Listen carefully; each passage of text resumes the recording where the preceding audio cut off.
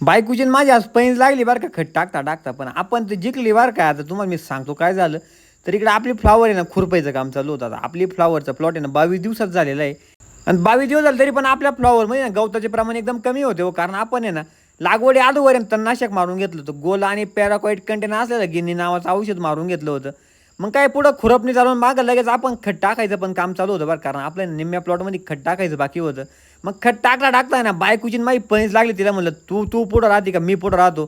तर तिला काय आवरलं नाही बरं का. म्हणजे शेवटपर्यंत काय आपण आवरलो नाही कामाच्या बाबतीमध्ये. म्हणजे तिची आहे ना अर्धी गोण हो सर आपली एक गोण होती. म्हणजे एवढ्या स्पीडमध्ये काम चालू राहतं आपलं.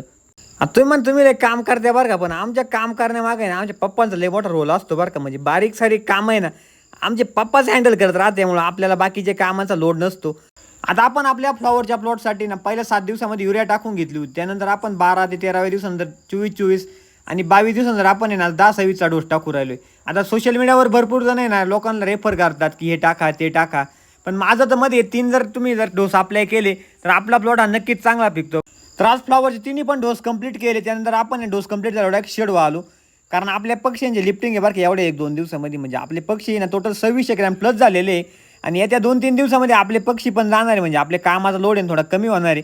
आता पुढल्या लॉटसाठी आपण एखादा जोडपं पाहतोय. जर कुणी असेल तर कळवा आपल्याला.